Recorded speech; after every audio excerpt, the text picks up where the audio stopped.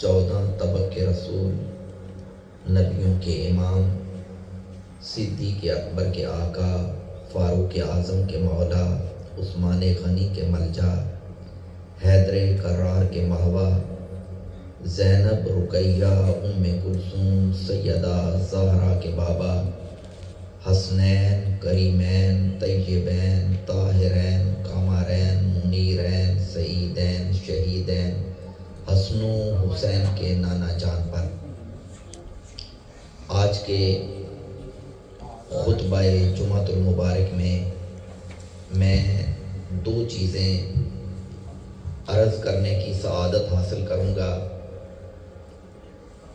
پہلی، جس آقا کا ہم کلمہ پڑھتے ہیں، آپ کی آنکھ مبارک کا ظاہری حلیہ کیسا تھا، اور دوسری بات، جب نگاہ ناز مژہوں کا حلقہ توڑ کر، پلکوں کا حلقہ توڑ کر نکلتی تھی، کہاں کہاں تک جاتی تھی۔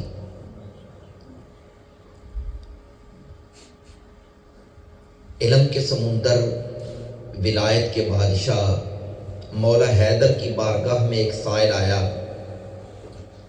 کہنے لگا کہ آپ نے پہلی آنکھ کھولی تو سرکار کے والضحیٰ کے چہرے کی زیارت کی، ذرا یہ تو بتائیے کہ سرکار کی آنکھ مبارک کا ظاہری حلیہ کیسا تھا۔ اب اسلام کے جوہر، کعبے کے گوہر، فاطمہ پاک کے شوہر، اللہ کی غیرت کی شمشیر، مصطفیٰ کے ویر، صحابہ کے مشیر، اہل اسلام کے پیر، علم کے سمندر اور ولایت کے بادشاہ بولے، فرمایا اد اجل عینین اہدب الاشفار مقرون الحاجبین۔ مولا حیدر کہنے لگے، اے سائل دھیان سے سن، میرے نبی کی آنکھ موٹی تھی، سیاہی جوبن کی سیاہی تھی، سفیدی کمال کی سفیدی تھی، پھر اس سفیدی میں باریک باریک سرخ ڈورے تھے، پلکیں لمبی اور گھنی، ابرو کما کی طرح تیز، اور درمیان میں فاصلہ تھا۔ کسی نے نقشہ کھینچا اور کمال کر دیا مولا حیدر کے ان جملوں کا، کہ ابرو کما ہے، تیر ہے مژہوں کے نوکدار، اوپر سے ہے نگاہ کا خنجر تنا ہوا، دل کو جگر کو چیر کے آگے نکل گیا، ان کی نظر کا وار تھا کتنا جچا ہوا۔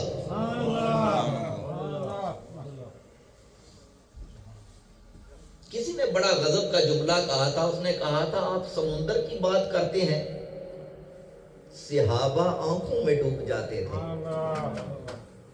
اور 1,24,000 صحابہ بارگاہ ناز میں ہاتھ جوڑ کے کہا کرتے تھے کہ ساقی نظر نظر سے شراب نظر پلا، کوثر اثر پلا یا قیامت اثر پلا۔ کیونکہ وہ جانتے تھے کہ تہبہ سے منگائی جاتی ہے، سینوں میں چھپائی جاتی ہے، توحید کی میں پیالوں سے نہیں نظروں سے پلائی جاتی ہے۔ یہ میرے آقا کی آنکھ مبارک کا ظاہری حسن تھا، جو میں نے عرض کیا، روشنی ہو انہیں نظر آتا ہے، لائٹ ہو انہیں نظر آتا ہے، اجالا ہو انہیں نظر آتا ہے، جب اندھیرا چھا جائے، ظلمت چھا جائے، تاریکی چھا جائے، پھر کسی آنکھ کو کچھ نظر نہیں آتا۔ اتنے جملے کہنے کے بعد مومنوں کی ماں نے فرمایا، سن، کانا رسول اللہ صلی اللہ علیہ وسلم یرا فی اللیل فی الظلمت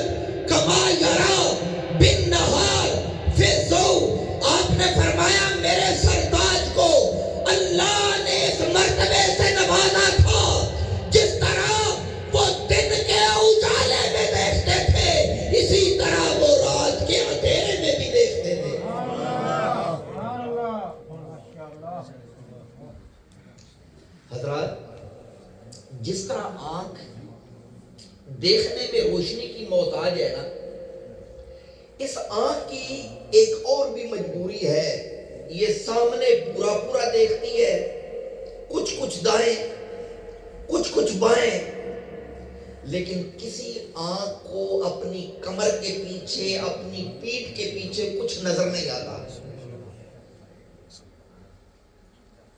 معزز سامعین، یہ تیری اور میری آنکھ ہے، یہ ہماری آنکھ ہے کہ جو پیٹھ کے پیچھے کچھ نہیں دیکھتی۔ جس ہم آقا کا کلمہ پڑھتے ہیں، جس طرح وہ سامنے دیکھتے ہیں، اسی طرح اپنی کمر کے پیچھے بھی دیکھتے ہیں۔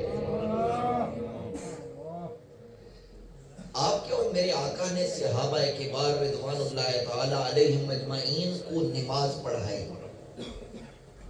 سب میں کون ہے؟ صدیق اکبر، فاروق اعظم، عثمان غنی، مولا علی، حضرت سعد، حضرت سعید، بلال حبشی، صہیب رومی۔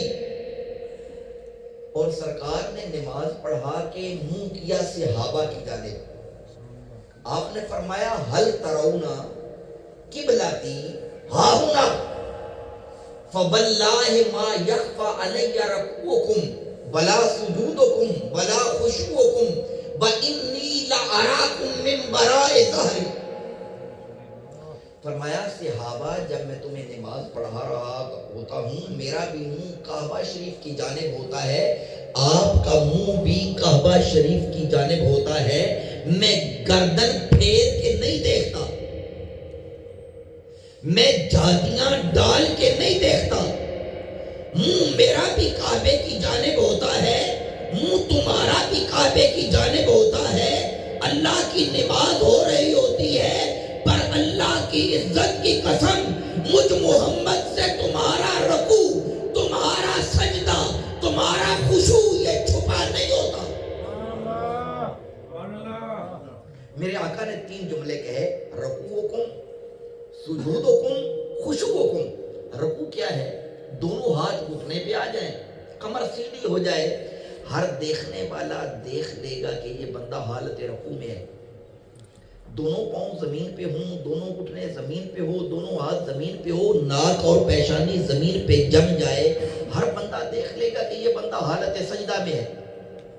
پتہ یہ چلا کہ رکوع حالت ظاہری کا نام ہے، رکوع دکھتا ہے، سجدہ یہ حالت ظاہری کا نام ہے، سجدہ دکھتا ہے۔ اس حدیث میں تیسرا جملہ ہے خشوعکم، تمہارا خشوع۔ خشوع کیا ہے؟ دل میں پیدا ہونے والی کیفیت، دل میں پیدا ہونے والی رقت، دل میں پیدا ہونے والا تلاطم۔ اور دل کیا ہے؟ عارفین کے سلطان نے کہا تھا کہ دل دریا سمندروں ڈونگے تے کون دلاں دیاں جانے ہوں، وچے بیڑے وچے چیڑے وچے ونج مہانے ہوں، 14 تبت دلے دی اندر تمبو بانگوں تانے۔ اس حدیث سے ہمیں ملا کیا؟ رکوع حالت ظاہری، سجدہ حالت ظاہری، لیکن خشوع کیفیت باطنی۔ میرے نبی نے یہ 3 جملے کہہ کے صحابہ کو بتایا کہ جب میں تجھے نماز پڑھا رہا ہوتا ہوں، نہ تمہارا ظاہر مجھ سے چھپا ہوتا ہے، نہ تمہارا باطن مجھ سے چھپا ہوتا ہے۔ حضرات، اس طرح آنکھ دیکھنے میں روشنی کی محتاج ہے، اسی طرح وہ سامنے دیکھتی ہے، پیچھے نہیں دیکھ سکتی، یہ ہماری آنکھ ہے۔ لیکن جس آقا کا ہم کلمہ پڑھتے ہیں، وہ جس طرح سامنے دیکھتے ہیں اسی طرح پیچھے دیکھتے ہیں۔ آنکھ کی ایک اور بھی مجبوری ہے، وہ قریب قریب سے دیکھتی ہے، جب معاملہ دور کا آ جائے پھر کسی آنکھ کو کچھ نظر آتا۔ لیکن جس ہم آقا کا کلمہ پڑھتے ہیں، ہمارے آقا وہ آقا ہیں جس طرح وہ قریب سے دیکھتے ہیں اسی طرح وہ دور سے بھی دیکھتے ہیں۔ میرے نبی نے موتا کے مقام پہ ایک لشکر بھیجا، مدینہ شریف میں بیٹھ کے مقام موتا کا نظارہ کرتے رہے. اللہ نے اسلام کو فتح عطا فرمائی, کفار کو شکست فاش ہوئی. سالار لشکر مدینے کے باہر اس نے پڑاؤ کیا. ایک ابو یعلا نامی صحابی کو بارگاہ نبوت میں بھیجا کہ جائیں وہاں کے حالات بیان کریں اور آئندہ کا لائے عمل لیں کہ ہم مدینہ آ جائیں یا آقا کسی اور محاذ پہ چلے جائیں.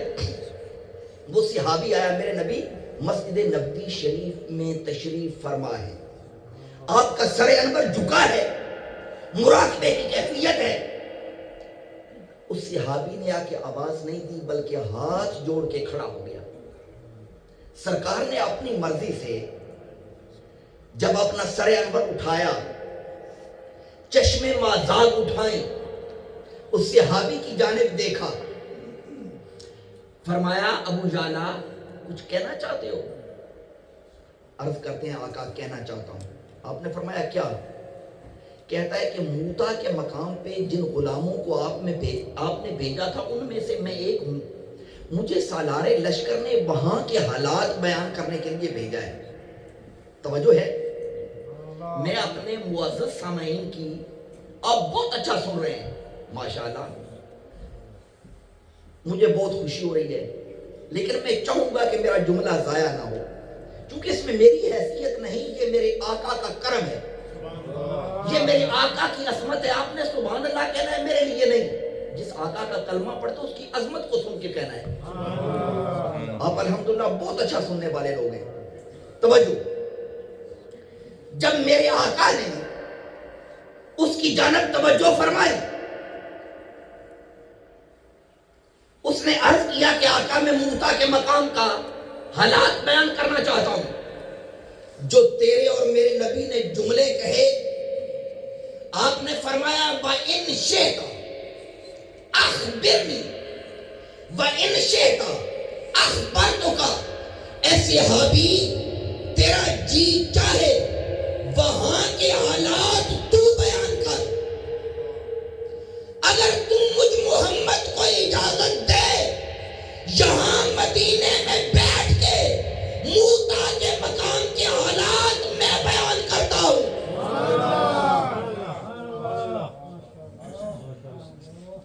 آپ سبھی نے سبحان اللہ کہیے. کس کے لیے؟ اپنے نبی کی عظمت کے لیے. ایک بار ذرا اونچا کہیں سبحان اللہ. توجہ, میرے نبی نے فرمایا وَإِنْ شِئْتَ أَخْبِرْنِي وَإِنْ شِئْتَ أَخْبَرْتُكَ. اگر تو چاہتا ہے وہاں کے حالات تو بیان کر, اگر تو چاہے میں محمد یہاں رہ کے وہاں کے حالات میں بیان کرتا ہوں. مجھے نہیں پتا کہ کس کس کے سر سے میرا جملہ گزر جائے گا, کس کس ذہن دل میں نازل ہو کے انوار پیدا کرے گا. مجھے نہیں پتا کہ جملہ کہنے کے بعد کون میرے ساتھ رہے گا, کون پیچھے رہ جائے گا. اب دیکھتا ہوں. وہ تھا صحابی, وہ تھا صحابی. عرض کرتا ہے آقا آپ مدینے میں بیٹھ کے موتا کے حالات بیان کریں, ہمارے ایمان کو پاور ملے گی, ہمارے ایمان کو طاقت ملے گی, ہمارے ایمان کو جلا ملے گی. آقا ہمارے تو ایمان باغ باغ ہو جائے گی. اب میرے نبی نے مدینہ شریف میں بیٹھ کے موتا کے مقام کے حالات بیان کرنے شروع کیے. ابو یعلا وجدانی کیفیت میں مچلتا رہا, سرکار بیان کرتے رہے, وہ جھومتا رہا.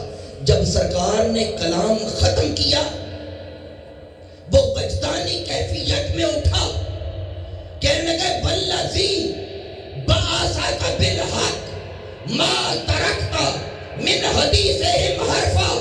آقا مجھے اس ذات کی قسم جس نے آپ کو حق کے ساتھ بھیجا ہے, آپ نے مدینے رہ کر موتا کی کسی ایک چھوٹے سے چھوٹی بات کو بھی نہیں چھوڑا.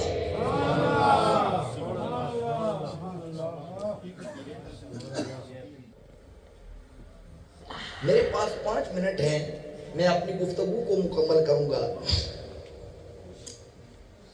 ایک لو ہے جسے کہا جاتا ہے کہ یہ محفوظ ہے. لیکن اللہ کی عزت کی قسم اٹھا کے کہہ رہا ہوں لوح محفوظ بھی مصطفیٰ کی نگاہ سے محفوظ نہیں. کیا بڑا کمال کا دن تھا. تیرے اور میرے نبی 3 صحابہ کے ساتھ اود پہ تشریف لے گئے. کہاں گئے؟ اود کہاں ہے؟ مدینہ شریف میں. اود ہے کیا؟ پہاڑ. پہاڑ میں ہوتا کیا ہے؟ پتھر. وہ صحابی ساتھ کون ہے؟ صدیق اکبر 1، فاروق اعظم 2، عثمان غنی 3. تاجدار ختم نبوت نے فرمایا اسکن فَإِنَّمَا عَلَيْكَ نَبِيٌّ وَصِدِّيقٌ وَشَهِيدَانِ. پتھر اور پہاڑ، فرمایا وہ ٹھہر، تجھ پر ایک نبی، ایک صدیق اور 2 شہید کھڑے ہیں. بس میں گفتگو کمپلیٹ کر چکا ہوں. آپ کی محبتوں کے سائے میں بس میں جملہ کمپلیٹ کرنا چاہ رہا ہوں. فرمایا وہ ٹھہر. یہ نبی کو پتا نہیں کہ میں کس کو حکم دے رہا ہوں؟ پتھر کو. توجہ. ایتے گنگیاں تھی گلاں کرا جان دائے، ایتے ان بولیاں نو بلا جان دائے، ایتے سڑیاں خجوراں اگا جان دائے، ایتے اول تھی حکم منا جان دائے. محمد دا رتبہ خدا جان دائے، خدا دی قدر مصطفیٰ جان دائے. فرمایا اود ٹھہر، تجھ پر ایک نبی، ایک صدیق اور 2 شہید کھڑے ہیں. کیا کہا؟ تجھ پر ایک نبی. دیکھنے میں ایک نبی ہے، نظر آنے میں ایک نبی ہے. پریشانے یہ رکھتا ہے آدم کے علم، شیس کی معرفت، نوح کی استقامت، ابراہیم کی خلت، اسماعیل کی اطاعت، اسحاق کی رضا، صالح کی فساد، لوط کی حکمت، یعقوب کی بشارت، یوسف کی پاک دامنی، داؤد کی آواز، سلیمان کی ہیبت، ایوب کے صبر، یونس کی تسبیح، دانیال کی محبت، ادریس کے درس، یحییٰ کی عصمت، زکریا کے زود، موسیٰ کی قوت، یوشع کے جذبہ جہاد اور خضر کے